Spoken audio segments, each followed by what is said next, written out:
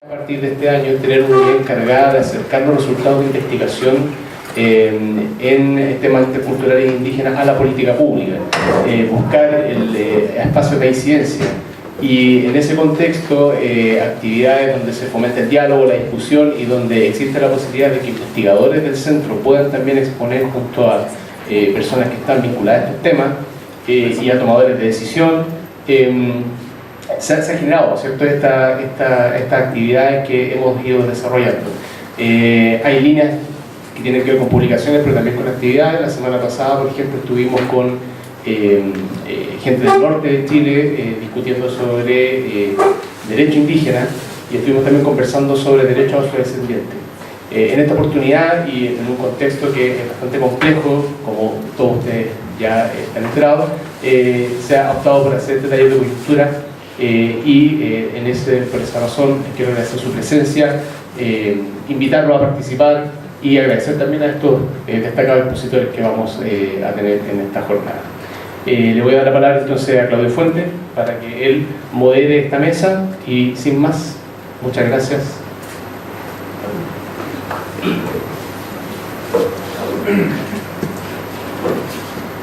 Gracias. Bueno, yo soy Claudio Fuentes, soy profesor acá de la Escuela de Ciencia Política de la UPP y investigador asociado del Centro de Estudios Interculturales. Y yo, sin más, voy a dar paso al panel, que yo creo que por lo que vinimos todos, yo creo que es muy interesante la coyuntura y muy crítica respecto de la relación entre el Estado de Chile y los pueblos indígenas, particularmente el pueblo mapuche. Para eso tenemos, primero, agradecerle a los tres. Esto se armó el fin de semana, o sea, fue así de rápido todo, y las tres personas que están invitadas aceptaron gustosas, y quiero agradecerle a ellas su interés por compartir distintas visiones, y esa era la idea, combinar distintas visiones sobre una problemática que tiene varias dimensiones, uno la social política, la judicial respecto a la justicia y al procesamiento propiamente tal de la investigación, la fiscalía, la policía, etc. Y también las dimensiones institucionales asociadas a lo que va a venir en el futuro. Y para ello contamos con, primero, Natalia Caniguán, antropóloga, directora del Instituto de Estudios Interculturales e Indígenas de la Universidad de la Frontera. Ella viene en el Gualmapu y yo creo que muchas gracias por estar acá tan urgente. También es investigadora asociada del CIR y realmente te agradecemos, Natalia, que esté. Luego, Carlos Gajardo, exfiscal, abogado de la Universidad de Chile, y lo invitamos primero por su experiencia asociada a todo el trabajo de la Fiscalía y a tener una dimensión que tiene que ver con el trabajo investigativo y también las consecuencias institucionales y políticas que se derivan de este tema. Carlos ha estado muy en la contingencia, dando opiniones respecto del tema, y creo que va a ser muy interesante tu visión. Y finalmente Salvador Millaledo. Salvador es profesor de la Universidad de Chile, de la Facultad de Derecho de la Universidad de Chile, doctor en Derecho y además un actor muy relevante en todo lo que ha sido el trabajo y el debate sobre el proceso constituyente, sobre los cambios constitucionales asociados a pueblos indígenas, sobre derechos de pueblos indígenas en distintas materias. Y yo creo que también va a ser muy interesante tu aporte, Salvador, a este tema.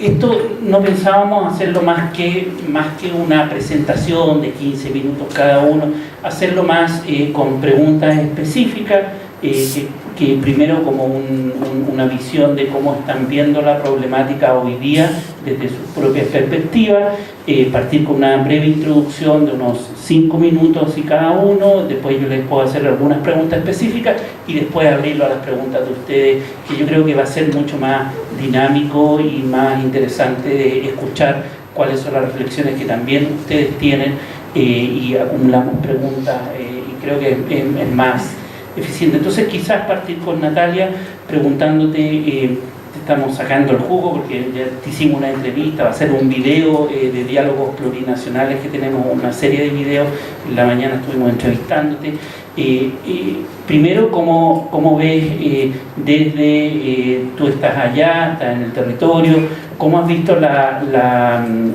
consecuencias que ha tenido este caso de este asesinato? Y en segundo lugar, desde el movimiento, el movimiento indígena también, cómo se expresa lo que te comentaba en la mañana. Hay una fotografía donde salen los distintos actores del movimiento concurriendo al funeral de Camilo, y la pregunta es, bueno, hay una articulación nueva, es un punto de crítico de articulación de los actores sociales. ¿Cómo estás viendo tú el proceso y eso? Mari Concu Lamien, buenas tardes a todas y a todos. La verdad está bien complejo ahí el contexto ahí en Hualmaco, en la Araucanía. Está muy tenso, está muy polarizado y efectivamente está en un punto de inflexión, que yo creo que es como además lo que más se ha dicho, y siempre se ha tomado desde este punto de inflexión hacia como el gobierno que debe empezar a tomar medidas y resolver este tema desde una óptica mucho más política de lo que se ha hecho hasta ahora. Pero también efectivamente hacia el movimiento indígena empieza también a fijar replantearse o ver qué postura se va a tomar. Efectivamente esa imagen del Elugún de Camilo es bastante decidora cuando se ven a los dirigentes, está Yaytún, está Ocán, está Huenchunao, habían de todas las ramas, por así decirlo, de toda la diversidad que es el mundo mapuche. Y yo creo que ahora viene efectivamente un momento también como hacia adentro del movimiento, de sentarse, de conversar. Algo decía ya Marcelo Catrillanca, el papá de Camilo, respecto a una posible visita de Piñera el día de mañana. Decía, no estamos ahora para conversar, ahora viene el momento de como pueblo hacer esta instancia reflexiva y también tomar las posturas que se vienen. Yo creo que estamos en un momento que es bien decisivo en el sentido de que no tenemos certeza respecto a qué viene.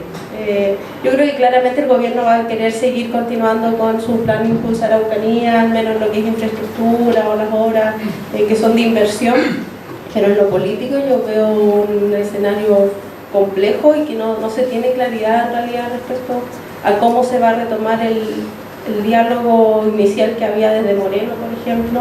Yo creo que claramente había algo de confianza, no completa, pero se habían iniciado pasos de confianza, pero esto claramente nos lleva a una foja cero de tener que nuevamente ver qué va a pasar, quiénes van a estar dispuestos a dialogar, pero sobre todo bajo qué condiciones. Y yo creo que aquí es el momento también que desde el movimiento y desde el pueblo mapuche se pongan las condiciones para el diálogo, donde bueno, ya más o menos se ha escuchado que los pisos mínimos son la retirada del comando jungla de los territorios. Yo creo que tiene que además ser el piso mínimo para sentarse a conversar. No podemos dialogar si tiene una fuerza militarizada al frente.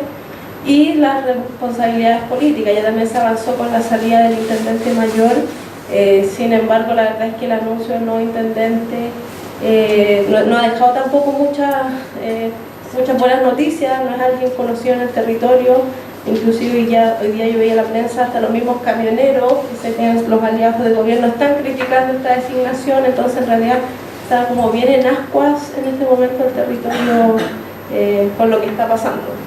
Y quizás una parte de lo que tú también me comentabas de la visión, de la sensación más subjetiva en Temuco y en la zona, de un ambiente de polarización o no. ¿Cómo se vive la situación?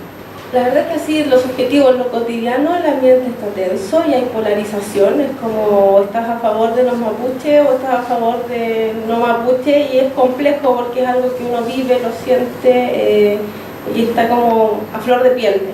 O la necesidad por un lado de manifestarse, de expresarse. Allá mismo en la Universidad de la Frontera los alumnos se fueron a paro en las carreras para demostrar el descontento. Se están organizando manifestaciones constantemente. Hoy me llegó a las 12 un punto de prensa, incluso se querían como acampar en la plaza, una de las plazas de Temuco, en la plaza del hospital. Entonces, está esta sensación, pero por otro lado también te escuchas, sobre todo en estas cosas cotidianas del colectivo, del amigo, con muchos comentarios de no, que está viendo qué pasó, que es un mapuche menos, y eso es tenso porque complica las relaciones cotidianas. O sea, generalmente esto lo vemos como si fuese una relación Estado-pueblo, como muy abstracta, pero cuando uno lo vive ya, cuando te enfrentas en la calle con palabras discriminatorias, palabras de racismo, es como complejo porque tienes también que empezar a hacer frente a una tensión cotidiana que no debiese ser. Incluso también lo conversábamos en la mañana, porque en cierta medida uno, no suena bien, pero uno en cierta medida esperaba que con el comando Jungla lamentablemente ocurriese algo así porque era alta la militarización en la zona. Y yo le decía, para nosotros ya es normal, por ejemplo, si uno va a Tirú, a Ercilla, ver mucho contingente policial y no un contingente menor, de Los Zorrillos, Guanaco, hasta unas suertes de tanqueta. Y el problema es que nosotros ya hemos naturalizado esa situación y yo también llamo a cuestionarlo, o sea, no es natural, no podemos naturalizar vivir en esa situación. Entonces, y estas tensiones cotidianas también empiezan a incidir en el trato cotidiano con el de al lado, con tus compañeros de oficina. En este caso, en la calle misma uno escucha mucha polarización al respecto. Gracias. Carlos, por un lado sabemos que esto no es el primer caso. La acción de la policía ha venido sostenidamente cometiendo ilegalidades, y no solamente el año pasado, sino que viene de un tiempo. ¿Cómo desde tu experiencia como fiscal, por una parte está el trabajo investigativo y por otra parte también está la acción de la policía? ¿Cuál sería tu reflexión sobre, a partir de este caso, cómo se combinan estas dos dimensiones? Bueno, justamente, como señala Claudio, no es el primer caso de Camilo Catrillanca, de un comunero mapuche que muere en supuestos enfrentamientos, que fue lo que sucedió, o como se anunció esta noticia el día 1, ¿no? Un enfrentamiento en que muere un comunero mapuche. Han sido varios los casos en los últimos años, y yo me quiero detener en uno específicamente, que es el caso de Alex Lemun. Alex Lemun muere el día 7 de noviembre del año 2002, 16 años ya, en una situación que tiene bastantes semejanzas. Había un grupo de personas de la comunidad mapuche que se habían ido a instalar en un fondo en Santa Elvira. Llegó Carabineros, pocos, para la cantidad de personas que estaban en el lugar, 4. Se bajan, se produce una especie de apedreo, ¿no? Lo que dan los testimonios es que les lanzan piedras con rodeadoras, y la policía repele este ataque con armas, y producto de esos disparos fallece a los pocos días, no inmediatamente, Alex en el año 2012.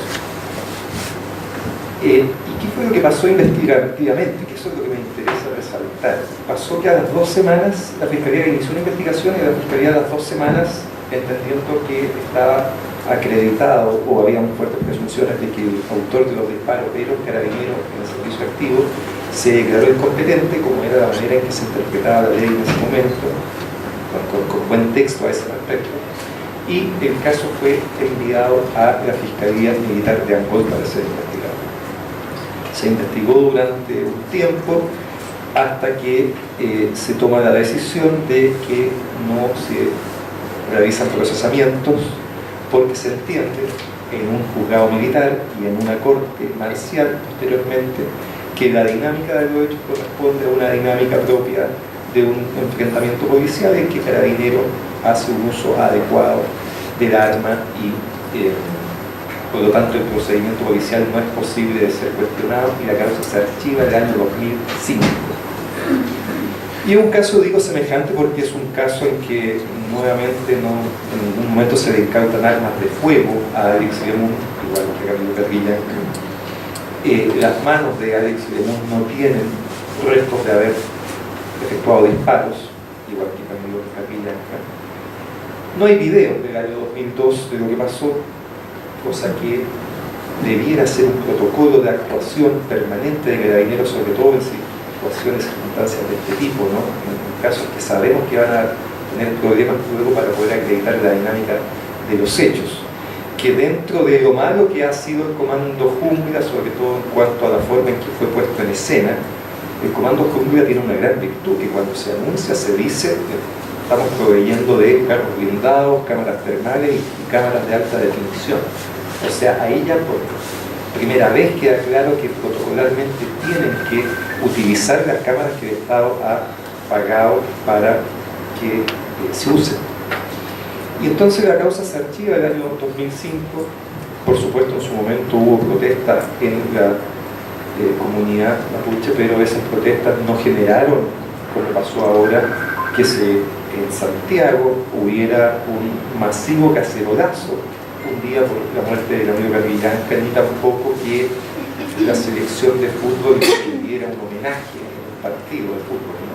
Pues lo que quiero decir es que algo pasó que diferencia esta muerte, que ha hecho que no solo haya impactado a la comunidad mapuche, al pueblo mapuche, sino que ha impactado muy fuertemente al país. Y eso ha sido muy notorio, ¿no? con estos gestos que se pueden señalar. Y el año 2005, después que se archiva la causa, personas determinadas recurren a la Corte Interamericana de Derechos Humanos reclamando por lo que había sucedido, la denegación de justicia del caso.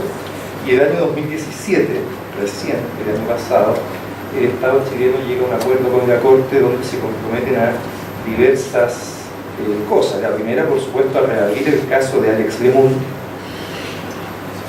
12 años después que no había tenido movimiento y 15 años después de ocurrido el hecho. Y junto con reabrir el caso se comprometen a una serie de cosas. Entre ellas se compromete el Estado a aprobar un decreto presidencial con los estándares sobre el uso de la fuerza y llevar adelante un proceso de participación de la sociedad civil en el cual se revisen esos protocolos de acuerdo a los estándares internacionales. Y también se obliga a que Carabineros de Chile tenga que recibir capacitación en Derecho Humano. 2017, diciembre, ¿no? Antes de ayer.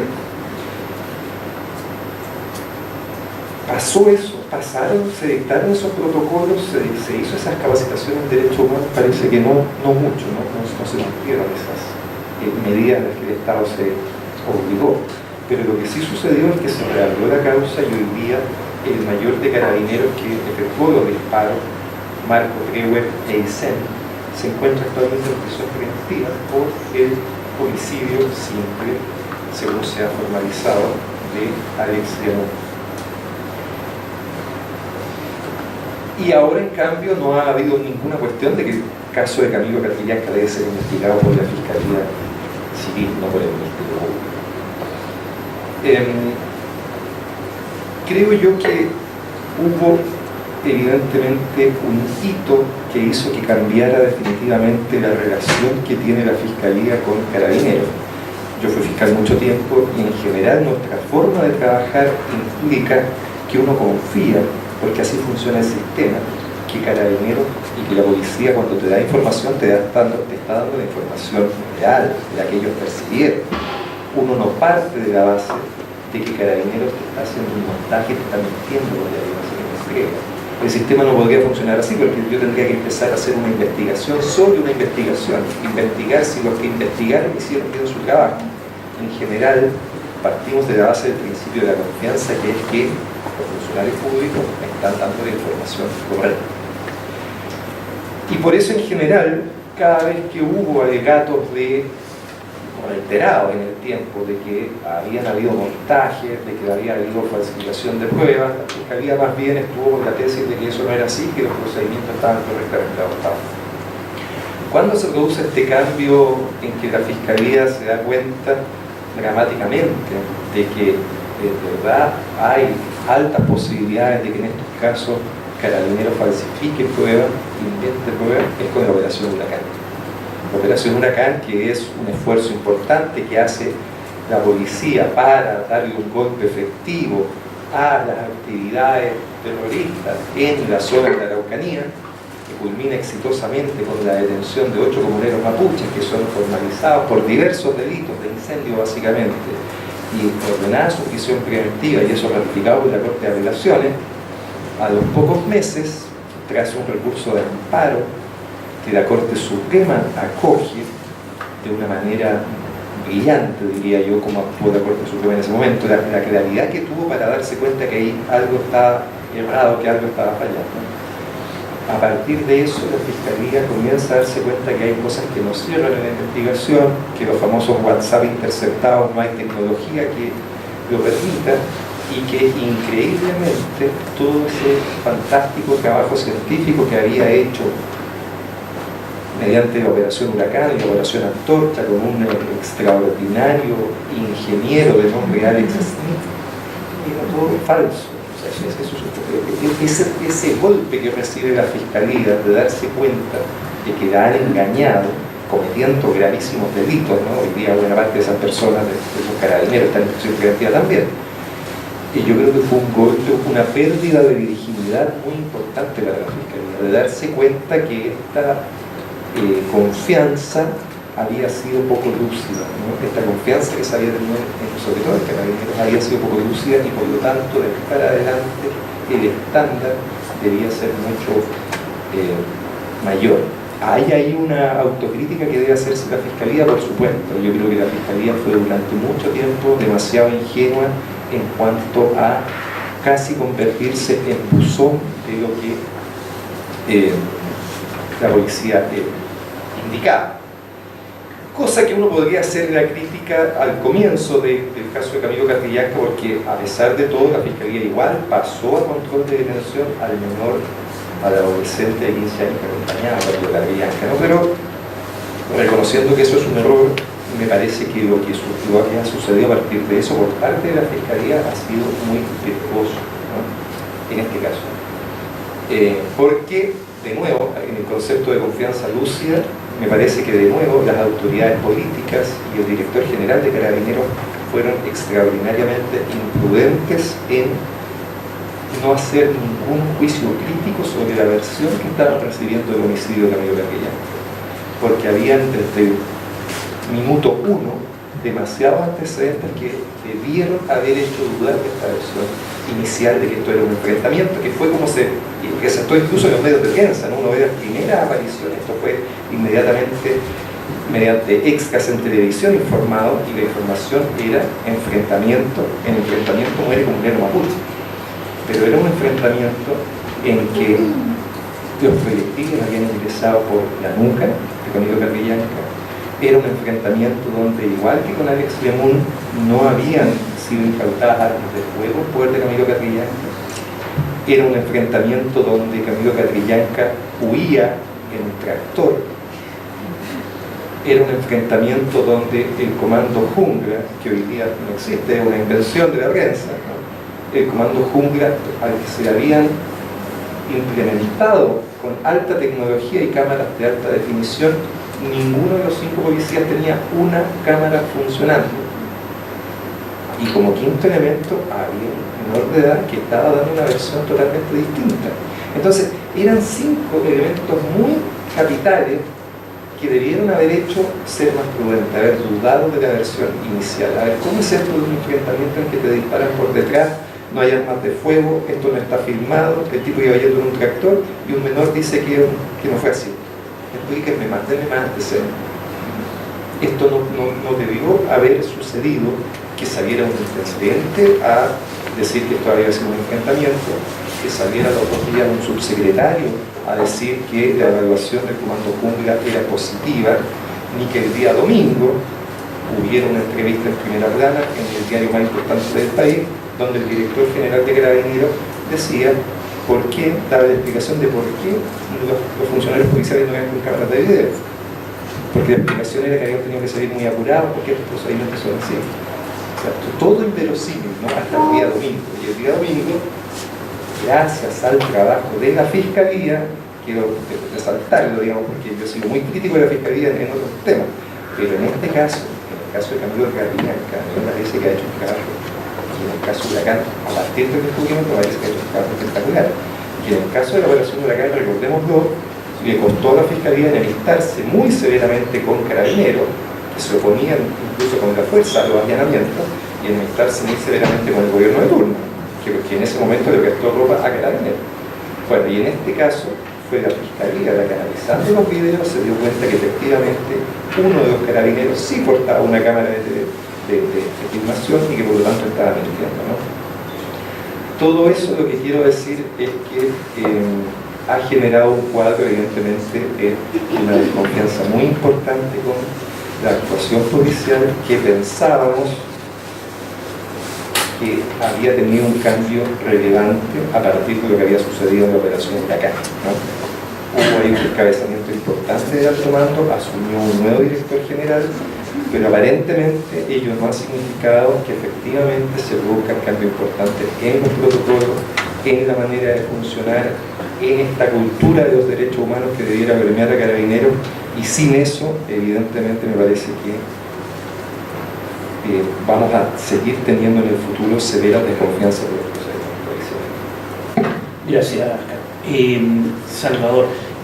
Natalia planteaba el tema de la incertidumbre del futuro. ¿Tú crees que esta es una coyuntura de inflexión en todo lo que es el conflicto entre los pueblos indígenas y el Estado de Chile? ¿O algo va a cambiar? ¿Cuál es tu evaluación de lo que está pasando? A ver, para ser categórico en afirmar de que puede ser inflexión, yo creo que lo vamos a saber después. Con claridad lo que uno puede decir es que un esfuerzo político que está haciendo el gobierno con esta utopía, estas políticas del garrote y la zanahoria, donde el garrote es el comando jungla, el reforzamiento de la ley antiterrorista, y bueno, siempre estaba ahí el sustrato dando vueltas a actividad de militarizar de la Ucrania, y la zanahoria era el plan impulso de la Ucrania, con una serie de millones puestos encima de la mesa, una serie de medidas que coordinaba el ministro Moreno. Esto se ha ido al parecer al despeñadero. Se ha ido al parecer al despeñadero porque uno, este suceso ataca su línea de flotación, que es la reconstrucción de la confianza, la posibilidad de dialogar honestamente, es decir, que los actores indígenas se están sentando con un actor que honestamente tiene que usar un cambio, por más que puede tener una ideología que ha estado lejana, digamos, refractaria a las demandas del mundo indígena, pero se estaban sentando y están haciendo un esfuerzo político.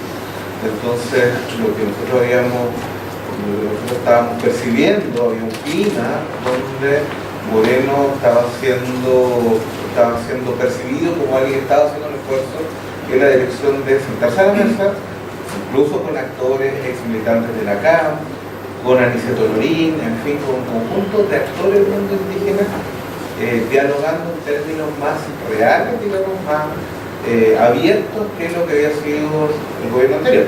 Entonces, existía esta sensación. Y esta sensación ahora se quiebra, se arruina, no en el sentido de que esto sea algo externo que le haya ocurrido a Moreno y que sea culpa de la otra línea, de la otra mano, de la mano dura, la mano de Chadwick y del presidente Mayor, sino que hay algo en el mismo origen del plan de la Araucanía, en la concepción del gobierno completa del garrote y la zanahoria, que no funcionó, que no previó que instalar una fuerza especializada, que ahora dicen que ya no lo instalaron, y dicen incluso que fue Bachelet la que inventó el plan, o el comando jungla, en fin, pero sabemos, digamos, que fue una política que se trabajó, que se comprometió Piñera a hacerlo desde el comienzo de su campaña, desde más o menos el principio del año pasado, donde hablaba de enviar a los Stormtroopers a la Araucanía y donde aceptó la tesis de que la Araucanía no había Estado de Derecho, debía reconstruirlo, y por lo tanto esto pasaba por reforzar los recursos policiales y de combate a lo que la derecha y el empresariado han instalado como el terrorismo mapuche. Entonces, que en esa estrategia hay algo que iba a producir esto tarde o temprano, que esto no es un accidente, sino que es algo que pasó, que se gatilla por algunas circunstancias, pero que si no se gatillaba ahora, se iba a gatillar de otra manera, en otro lugar y con otras personas, pero que sí que iba a ocurrir en algún momento, porque está en el centro de la estrategia, y por lo demás es algo fácil de prever, porque esto no es la primera vez que pasa, sino como recordaba Carlos, esto ya ha pasado con Alex Lemun, caso similar, que ha pasado con Matías Perrileo, ha pasado con un conjunto de jóvenes, de personas que han perdido su vida en contextos de operativos policiales en la Araucanía, como parte de la estrategia de seguridad pública o del Fondo de Seguridad Pública. Entonces, hay algo que estaba allí en el origen, que estaba mal y que iba a detonar y detonó en un momento quizá inesperado, porque lo que uno políticamente podría esperar es que este comando jungla fuera sujetado, fuera amarrado hasta que Moreno consiguiera algún tipo de acuerdo. Ni siquiera de eso se preocuparon. O sea, no era tal el profesionalismo de Moreno, no era tal la seriedad porque quería incluso un acuerdo, porque nos dejó libres para que hicieran lo que quisieran y lo que hicieron fue esto. Entonces ni siquiera logró llegar a la etapa de acuerdo. Entonces esto claramente se fue al despeñadero. Claramente Moreno ahora ya no es candidato presidencial, su futuro político se arruinó. Con esto Moreno queda, como dijo Carlos Peña, como un ingenuo buenista a los cuando mucho, para hacerlo más favorable para él, y el gobierno, el libreto que le queda es tratar de salvar el plan de la Araucanía, salvarlo, porque el mismo plan de la Araucanía no ya la vía madura, sino la mano blanda ya no tiene, o parece que se está quedando sin piso. Entonces, lo que uno ve acá es que se termina eso, o no tiene una viabilidad real, y que la pregunta es entonces, ¿qué va a hacer el gobierno? El gobierno va a insistir, y para insistir en este plan debería entonces reformularlo, quizás ofrecer algo más de lo que ya está ofreciendo. La idea de doblar la apuesta, por ejemplo, entonces Moreno será capaz de ofrecer algo más de lo que ya había ofrecido, porque ofrecieron un reconocimiento constitucional de preexistencia, de derechos culturales, con representación política a través de cuotas, mejorará la oferta, esto es, se abrirá a hablar de plurinacionalidad o de autonomía, o de escaños reservados, por lo menos. ¿Harán eso? Bueno, hay muchas dudas en este conflicto entre las Antonas y las Palomas. Ya Kast apareció diciendo que el gobierno tiene que ser un padre y se rearticula los partidarios de la mano dura diciendo que es un error tener que irse más. Entonces el gobierno tiene ese amarre que va a ser difícil que lo rompa. Recordemos que cuando ocurre lo de Matías Carrilero en el primer gobierno de Bachelet, una de las formas en las cuales el gobierno de Bachelet tuvo que bajar una indignación semejante, aunque quizás no tan intensa como la que vemos ahora, digamos, quizás no tan, que no haya, la indignación no se articuló tan rápidamente como ahora quizás, pero había indignación y tuvieron que descomprimirla, y la vía fue avanzar hacia la ratificación de una promesa que estaba pendiente hace 20 años, que era la del convenio 169, entonces doblaron la apuesta en ese sentido, avanzaron en algo y con eso pusieron delante algo que podía mostrarse como un avance para descomprimir la indignación ciudadana. Entonces el gobierno parece que no está en condiciones de hacer eso.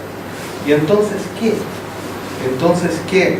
Si tampoco están o han aceptado desmantelar el comando jungla, si tampoco han aceptado bajar la intensidad de estos recursos policiales y su intervención en la Araucanía, ¿cuál es la forma entonces, y se pregunta a la sociedad, en que podamos enfrentar este problema?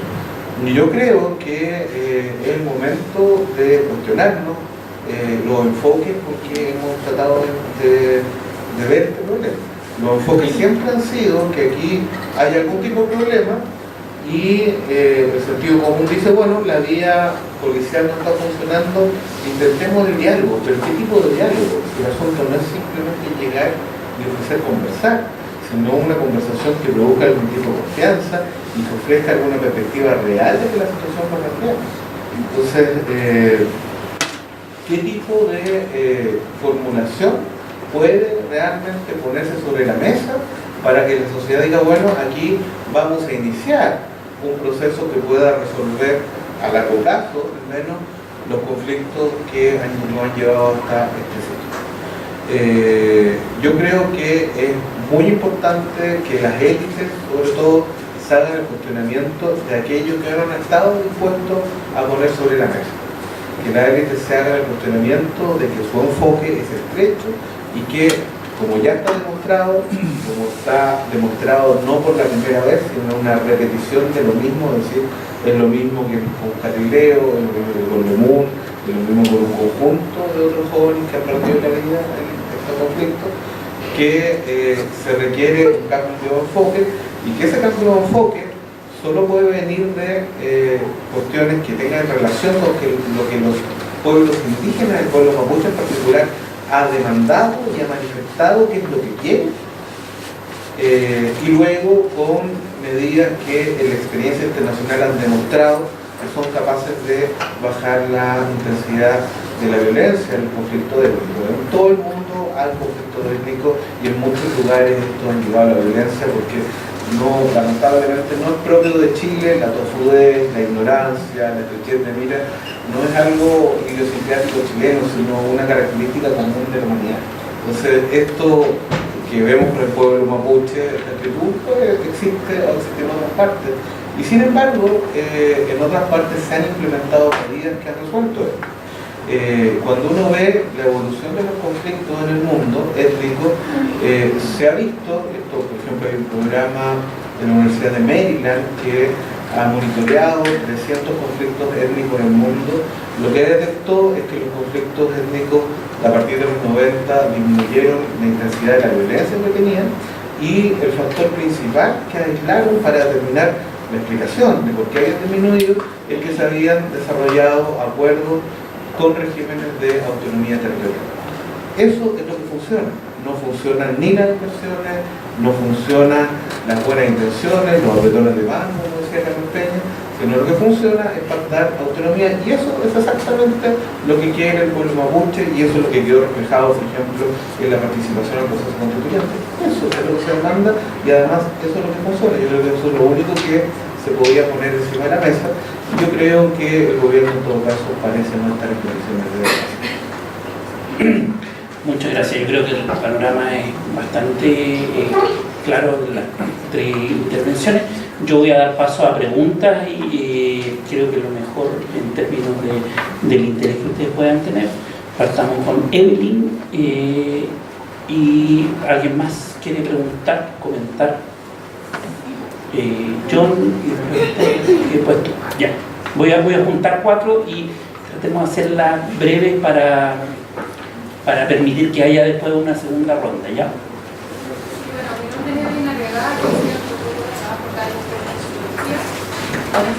Sí, es que estamos transmitiendo, por si acaso, estamos transmitiendo, así que compórtense. Académica de la Escuela de Sociología de la UDP. Y yo quería hacerles una pregunta por el panorama político, como enfocar un poquito ahí, para manifestar más bien otros 2 elementos que a mí en realidad me preocupan mucho. Yo no soy optimista, creo que en el fondo mi pregunta tiene que ver con cuáles son las posibilidades de que se alcance algún tipo de acuerdo distinto, más en línea con lo que el pueblo mapuche ha demandado con un gobierno de derecha, de esta derecha. Y lo pregunto porque en realidad veo de forma muy preocupante el escenario de la Villanca en 2 sentidos.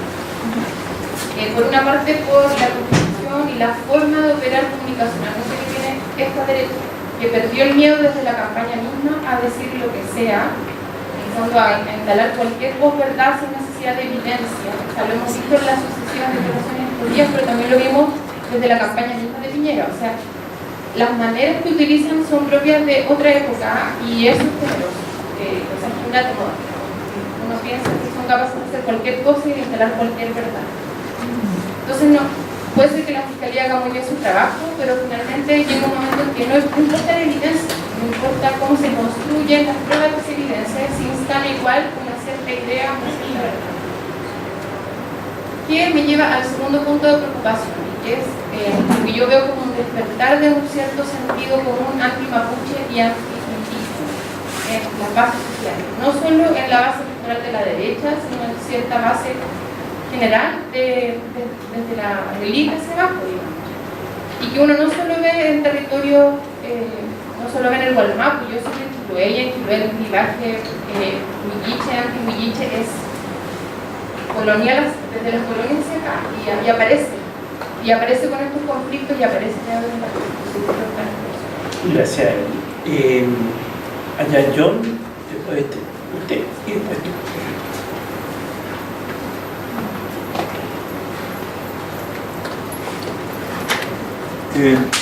Hace por lo menos 2 décadas que los medios de comunicación han exhibido un silencio cómplice relativo al grado de brutal represión dirigido a los mapuches como actor social. ¿Se ve algún otro tipo de cambio en ese frente que es tan importante para la opinión pública y a través de ello la política? Gracias. Usted y después tú. Gracias por compartir sus puntos de vista. Yo soy mapuche, nacido y criado aquí en Santiago, y mi vida ha tenido que ver mucho con otras políticas asimilacionistas, etc. Fue un poco producto de eso. Eso me costó también el exilio en el pasado. Y la verdad es que yo soy más que escéptico, pero por otro lado, el nivel de protesta que hubo ahora fue más allá de mi expectativa. A nombre del pueblo agradezco el apoyo, la solidaridad, que no solo se ha dado en Chile, sino que los grupos de apoyo en Australia, en Nueva Zelanda, en toda Europa. La verdad que me ha emocionado.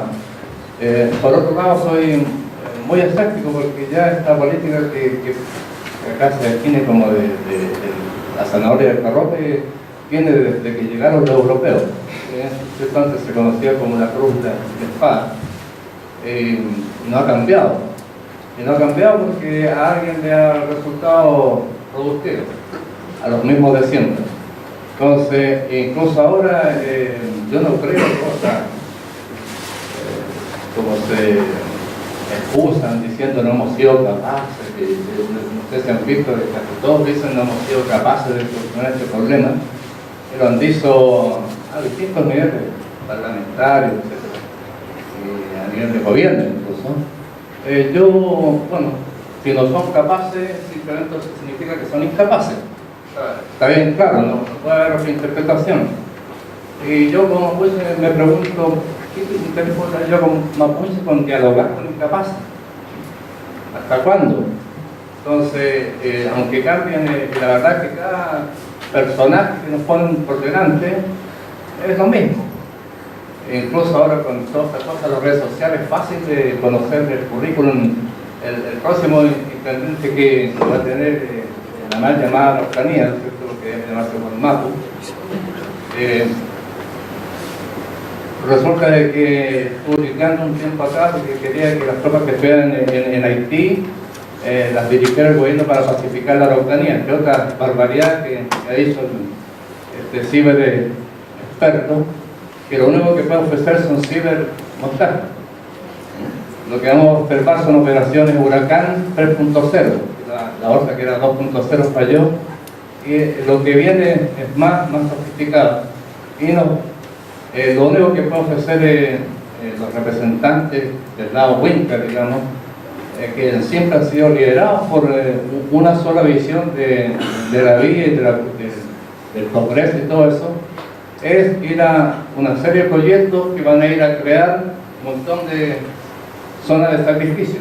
Esa es la manera de progresar de la cultura Winter. Entonces, lo demostró toda la cosa de Quintero, las zonas de sacrificio por las que se define ahora lo que son Antofagasta, etcétera, etcétera. El despelote de dejar salmoneras en el sur, díganme si no son zonas de... Entonces, yo pienso de que lamentablemente no veo en el futuro. Yo pienso que lo que plantea el Peñe, padre de Camilo, en este momento es lo que más nos conviene a nosotros como mapuches. Muchas gracias. Allá. Y ahí volvemos. ¿Ya? ¿Se escuchan? Sí. Sí. Marimari Compuche, Marimari Cupeñi, Culamien, Gustavo Namuncura, Piñeniche, les saludaba en nuestra lengua, que soy mapuche, el Mapuzungún, y bueno, yo soy Gustavo Namuncura, egresado de Derecho de la Universidad de Chile, y primero que todo agradezco el panel, agradezco las distintas posturas que se han expresado acá por parte de los expositores. Y particularmente quisiera detenerme un poco en las observaciones que el ex fiscal Carlos Gajardo nos ha compartido. Cuando usted nos mencionaba que era bastante crítico del Ministerio Público en épocas anteriores, me parece que eso es fundamental, sobre todo considerando el historial de enfrentamientos policiales y militares que tiene Carabineros de Chile en el marco de asesinatos policiales contra comuneros mapuches. Partiendo por el caso que usted mismo mencionó, el 7 de noviembre de 2002, con el disparo en la cabeza que recibe nuestro Peñi Alex Memo Saavedra, con solo 17 años, en el marco de una ocupación simbólica en el Fondo Santa Alicia. En esa ocupación simbólica fue el mayor de Bope, Marco Aurelio Dreyer, quien disparó en contra del grupo de comuneros mapuches. Y si bien es cierto, la Fiscalía en ese momento se declaró incompetente, por lo tanto la causa se radica en Fiscalía Militar, el fiscal militar en un principio hizo bien su trabajo. Él imputó responsabilidad por violencia innecesaria con resultado de muerte. Pero la Corte Marcial después lo revoca. La Corte Suprema confirma esa revocación. Y así es como transcurren los años, como usted bien expuso, llegamos a la Comisión Interamericana de Derechos Humanos. La Corte Interamericana de Derechos Humanos recién el año pasado, en octubre de 2017, ordena al Estado de Chile de abrir la causa para que hoy, hace pocos meses, 28 de septiembre de este año, tengamos formalizado al carabinero que disparó en contra de Lemun.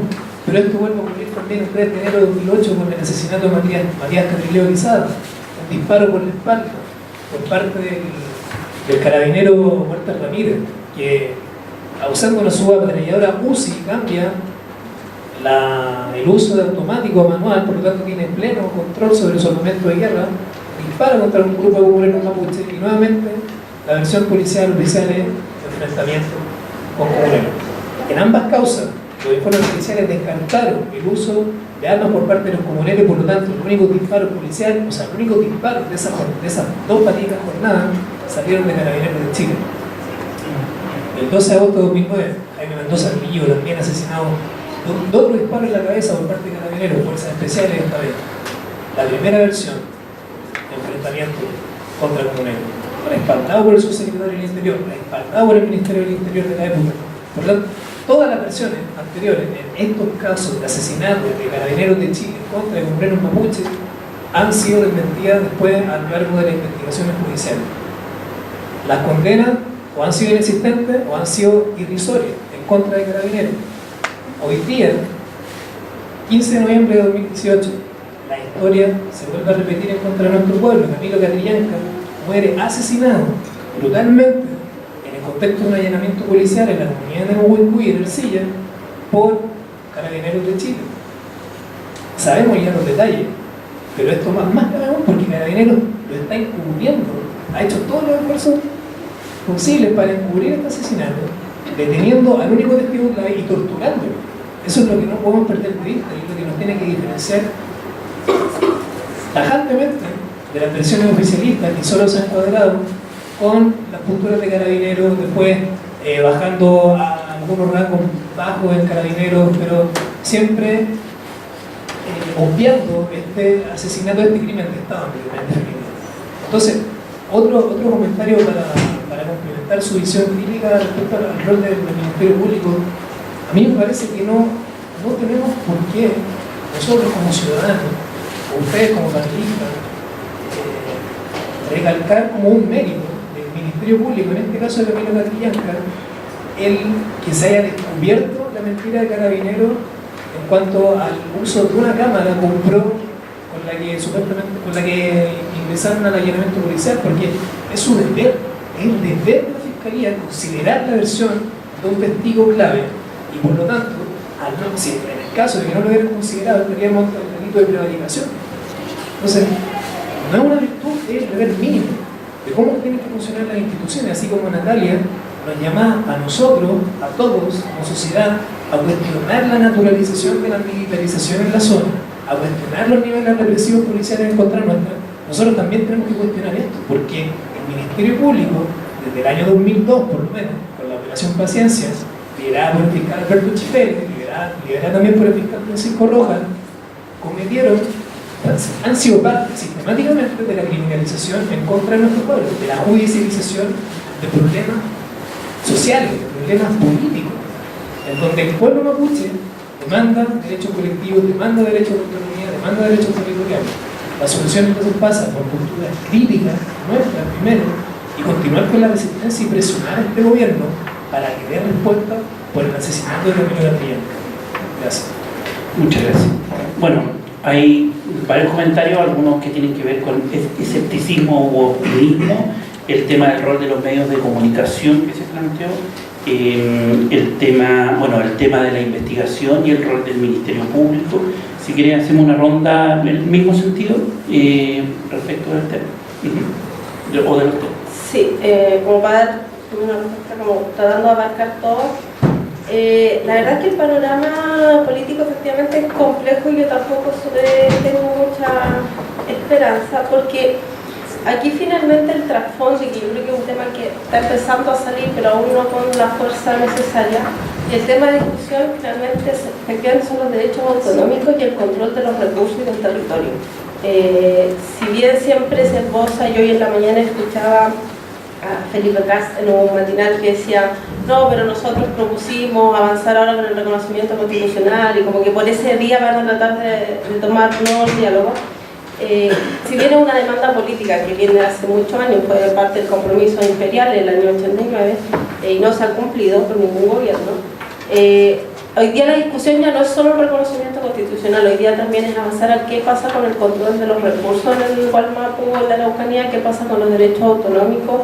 Seguimos teniendo un plan impulso que yo igual tengo algunos temas matices con el plan impulso porque mucho se habla de esta inversión de dinero y su posible continuidad, pero ojo que el plan de la Araucanía, a diferencia de otros planes que han tenido los gobiernos anteriores, es un poco el presupuesto regional algo aumentado.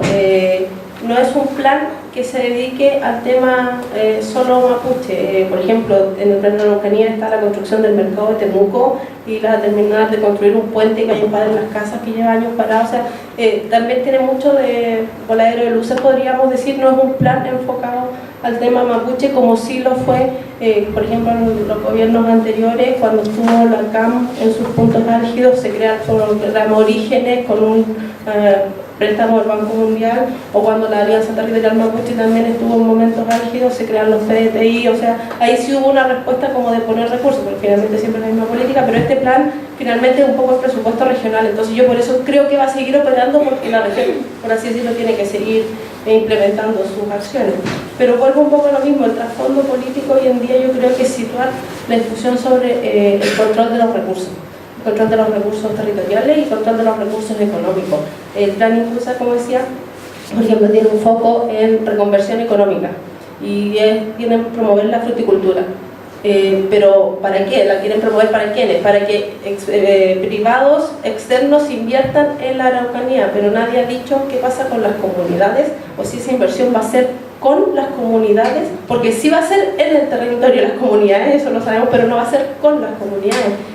Lo mismo las forestales, hoy en día siguen sacando y no dejando nada en el territorio, entonces finalmente yo creo que el foco hay que ponerlo en el control de recursos, yo creo que es el meollo y es a lo que va a tener que el gobierno avanzar y sinceramente lo veo complejo que era avanzar en esa línea. Yo creo que va a avanzar en reconocimiento constitucional, creo que la verdad es un reconocimiento que es muy genérico porque además ya dijo que van a utilizar el reconocimiento que quedó propuesto del gobierno anterior, que también era bastante genérico lamentablemente, a pesar de que el proceso constituyente fue enfático en señalar la necesidad de un reconocimiento plurinacional, pero ya vimos que el gobierno anterior no lo tomó, este gobierno dijo que no iba a hacer nuevamente consulta, por lo tanto se va a quedar con esos mismos resultados y va a seguir diciendo un reconocimiento genérico que no va a avanzar mucho, la verdad.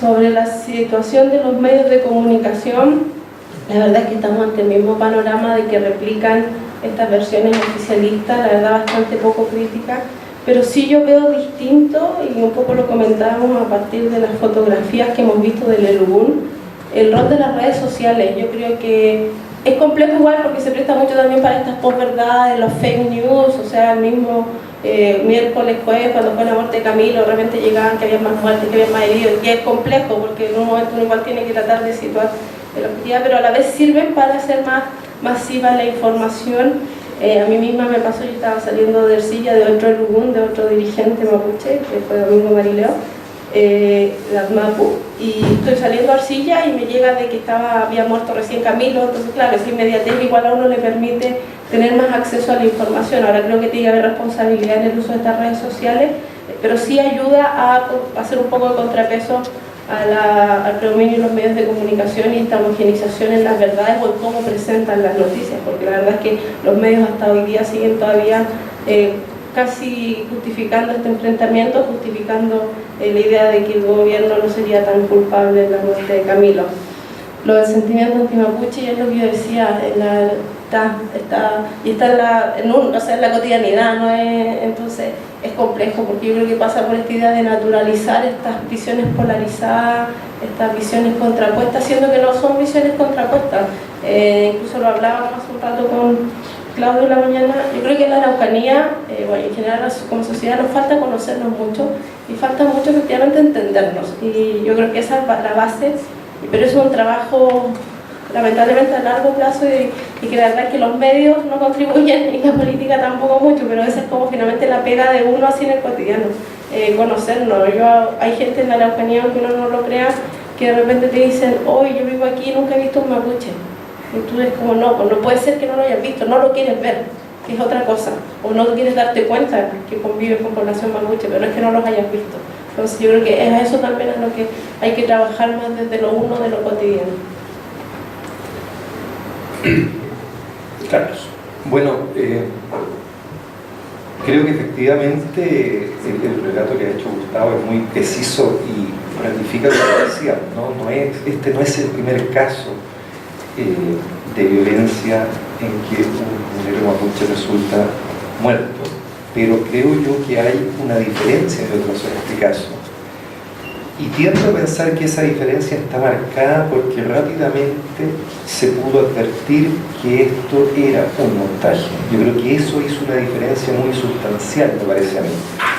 Se quiera o no, la percepción que se tiene de un fallecimiento, si bien todas las vidas son igualmente valorables, tiene que ver con qué fue lo que pasó en el momento en que la persona fallece.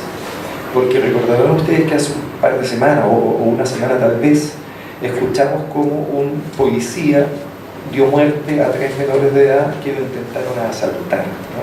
Pero aparentemente eso era real, el policía incluso terminó herido, y siendo lamentable por supuesto 3 muertes, la sensación que queda de que si eso es efectivamente un enfrentamiento es distinta a la sensación que queda de si no estamos en un enfrentamiento, sino que estamos más bien en un ajusticiamiento. Entonces, en los casos anteriores, este montaje que se hizo por parte de las policías fue más exitoso o demoró mucho más tiempo en demostrar su falsedad, y por eso ponía el caso de Alex Lemur, donde mucho tiempo ha pasado, 15 años, para que recién haya una formalización en que se le impute al autor de los disparos como autor de un delito de homicidio por primera vez. En cambio acá hubo una inmediatez en esa percepción ciudadana, pública, que se dieron cuenta de que aquí estaban tratando de hacernos comulgar con ruedas de carreta, ¿no? Y por lo tanto la seguidilla de expresiones comunicacionales no hicieron sino potenciar esa sensación de injusticia y por lo tanto de solidaridad con Camilo Catrillanca por una parte y con el pueblo mapuche en su conjunto. Yo creo que hay una diferencia en lo que ha pasado, y me parece que esa diferencia tiene que ver con esto, ¿no? con haber rápidamente advertido que esto era falso, que era un montaje, y en eso me parece que el punto de quiebre lo marca la operación Huracán. A mí me parece que eso es fundamental en darse cuenta de que acá estamos ante una policía que es capaz de cometer esas cosas. Eso como descubrimiento, para bien o para mal, es reciente, es hace muy poco tiempo. Creímos tener una policía mucho más profesionalizada, no lo tenemos, y por eso digo que me parece que en el descubrimiento de estos hechos hay un mérito del trabajo investigativo que hizo la Fiscalía. Respecto al rol de los medios de prensa, me parece que lo que se ha dicho respecto a la imprudencia de las autoridades es exactamente replicable para los medios de comunicación. Ni las autoridades ni los medios de comunicación pueden ser buzones que transmitan lo que alguien les dice, aunque alguien sea una fuerza policial, carabineros, ¿no? Acá lo que sucedió fue que se dio inmediatamente como noticia y por lo tanto como cierto que la muerte de Camilo se debía a un enfrentamiento, y esa fue la palabra que se utilizó incluso en los titulares y en los break news, ¿no? que hacían los canales de televisión. Y yo creo que también ahí tiene que haber un aprendizaje del periodismo, de los importantes medios de comunicación que así se comportaron, de ser más prudentes en la forma en que transmiten la información. Respecto a cómo va a avanzar esto, yo me manifiesto absolutamente ignorante de lo que va a suceder. Me parece que este no es un descubrimiento, es decir, que es un tema complejo que se arrastra durante mucho tiempo. Me parece que no hay soluciones, sino que más bien hay avances o retrocesos, y yo sí sería más benevolente en la diferencia en que esté gobernando un gobierno de derecha o un gobierno de la nueva mayoría, básicamente por los datos objetivos. Si uno ve los datos objetivos, estos hechos de Camilo Catrillanca se han producido por montones también, o por varios, para ser precisos, en época de los gobiernos de la concertación, de la nueva mayoría. Si bien efectivamente aquí se montó esto que se denominó el Comando Jungla, lo que es cierto es que ya desde el 2007 habían policías que se iban a capacitar en Colombia. Esos son datos objetivos. Yo no sería tan negativo con que este tema no pueda avanzar en un gobierno de centro-derecha, ni sería tan optimista que sí se va a resolver en un gobierno de centro-izquierda, porque los datos nos demuestran que en 30 años de la concertación, la verdad que tanto avance en este tema tampoco hubo. Eso es lo que puedo aportar. Gracias. Salvador. Bueno, el pesimismo parece secundar cuando uno se pregunta, bueno, entonces si todo lo que hemos hecho hasta ahora ha fallado y tenía que fallar por las condiciones que se formulan las propuestas, por las actitudes de los actores políticos, por las políticas que se han mantenido desde los gobiernos de la concertación hasta el día de hoy para enfocar estos temas. O sea, este pesimismo es demasiado fuerte para sacárselo de encima. En el sentido de que parece que los actores les basta ni siquiera con ser conscientes de lo que están haciendo, sino simplemente actuar como se actuó siempre. Actuar con dependencia de patrón, como se dice en las redes sociales. Entonces, hacer lo que siempre se ha venido haciendo, y eso basta para que no resulte, porque va a seguir fracasando, porque ha fracasado constantemente. Es decir, no va a enfocar las causas de los conflictos, no va a dar un enfoque político real al diálogo. El diálogo va a ser restringido, va a ser manipulado, y vamos a tratar de generar la apariencia de que vamos a avanzar y nos vamos a estancar siempre lo mismo. Una y otra vez va a haber muertos, va a haber violencia, una y otra vez se va a desplegar la policía para contener esa violencia, una y otra vez va a haber un uso desproporcionado de la fuerza, y vamos a estar hablando lo mismo una y otra vez. Entonces, ¿cómo salir de este nudo? Acá, la verdad, tiene que ver con la necesidad de que los actores cambien su imaginario y cambien su repertorio, y esto también incluye al mundo mapuche. Desde luego tenemos este tema del reconocimiento constitucional, donde el gobierno dice que es lo próximo que va a hacer, probablemente va a tratar de acelerar esto para reforzar esta mengua en su línea política. Y acá,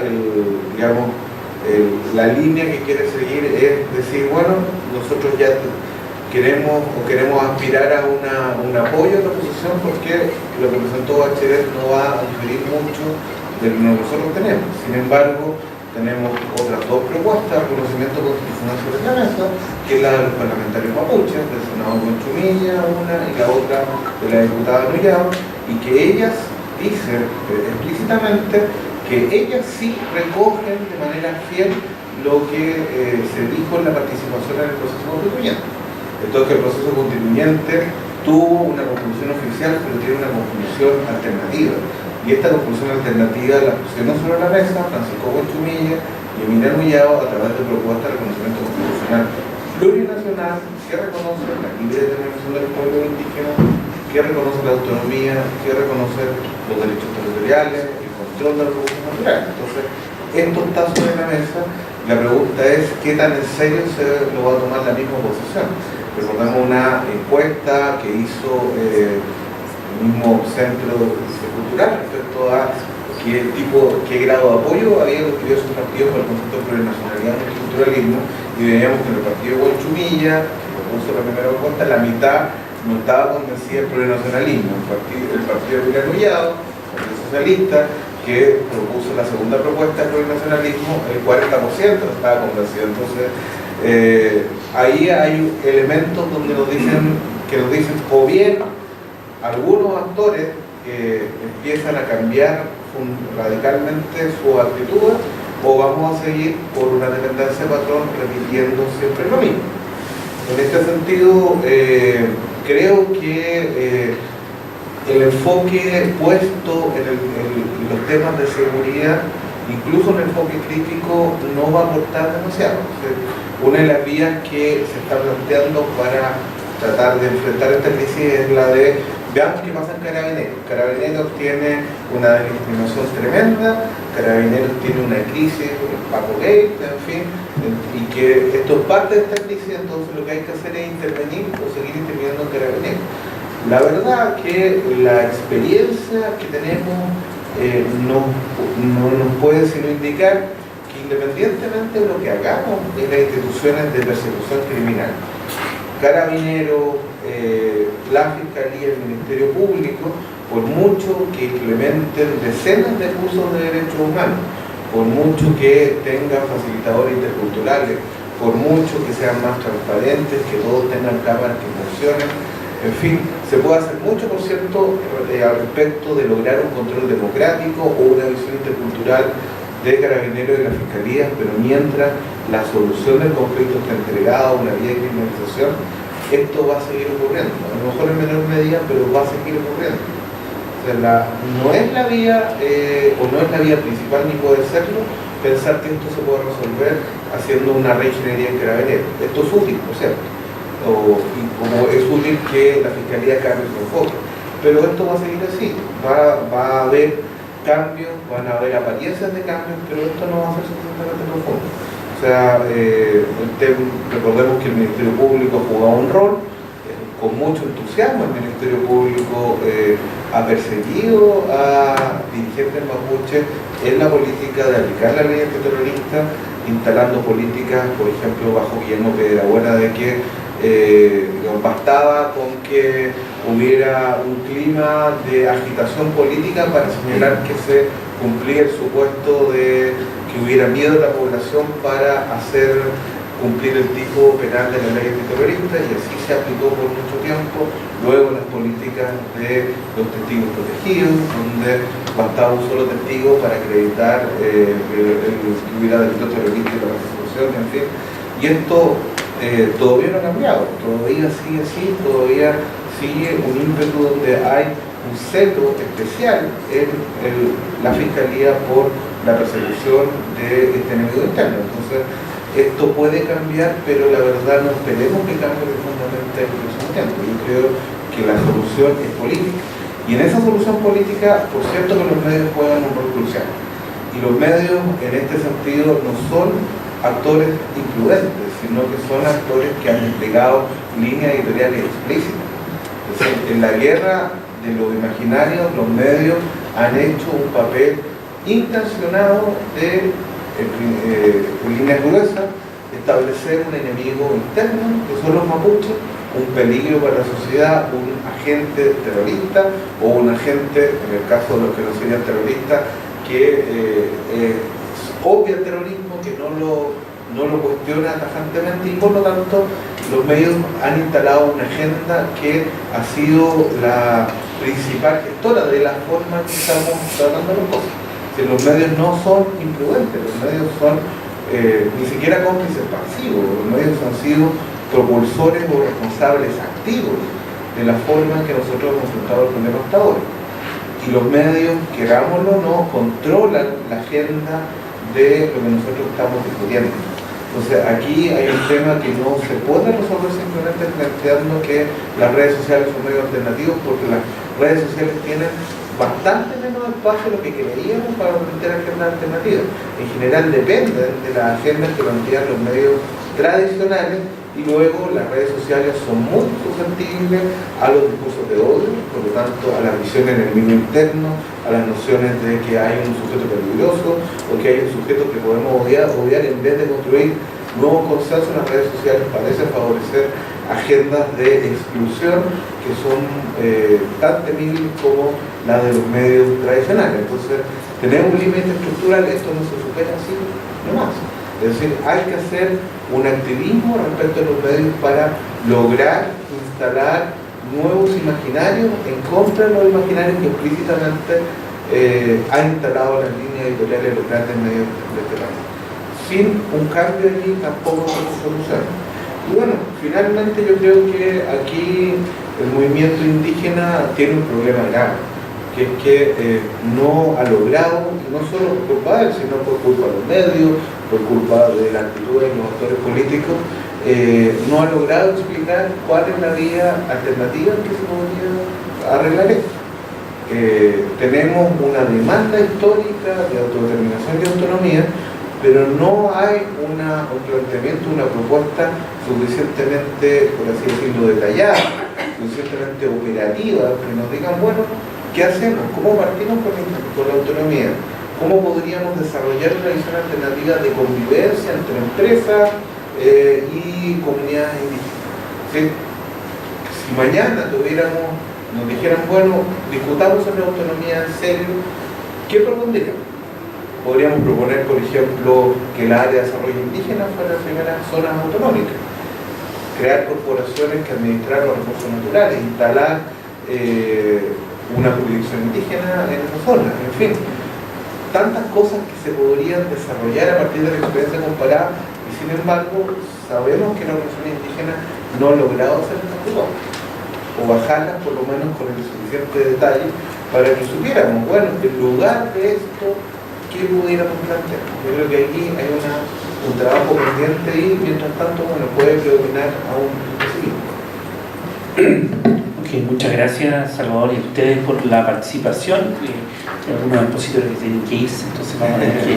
Mira, lo que sí yo a los estudiantes particularmente les diría, primero, tenemos una agenda de investigación acá en el laboratorio, en la escuela, hay varios que hemos estado trabajando el tema. Aquí hay un tema que emerge hoy día en la coyuntura, pero que a sociólogos, sociólogas, a ciencia política, historia, es relevante colocarlo en la agenda, y yo creo que eso es bien importante para ustedes. Estamos haciendo trabajos sobre percepciones de la élite sobre el tema. Estamos haciendo, acá Verónica Figueroa, que está acá de la Chile, nos va a entregar un policy paper a la Unidad de Políticas Públicas sobre el tema tierras. Camila está trabajando en el tema del proceso constituyente. Juan ha estado trabajando también acá el tema de percepciones de opiniones sobre el tema. Estamos trabajando el tema de aguas. O sea, hay una agenda muy diversa, muy compleja. Está todo el tema sobre el uso de la fuerza, todo el tema de la criminalización, ley antiterrorista. O sea, es quizá un tema que concentra, como alguien decía, los grandes legados de la dictadura e incluso de antes, o sea, porque esto viene de mucho antes. Y creo que es interesante para ustedes que se interesen en estos temas. Y agradezco la presencia de, sobre todo, los estudiantes, y le agradezco al equipo que está trabajando con nosotros acá, a Camila, a Juan, a Maca, a Javiera, que está en las redes sociales y también difundiendo todo esto, y también ciertamente a Salvador, a Carlos y a Natalia por la oportunidad de compartir esto, y les aseguramos que vamos a seguir con esta agenda porque hemos estado trabajando durante mucho tiempo con el CIP en este tema, así que sigan interesados, interesadas, visiten el LabCon, hablen con las profes, la maestra en sociología, quien habla y seguimos en este tema. Ya, muchas gracias y un aplauso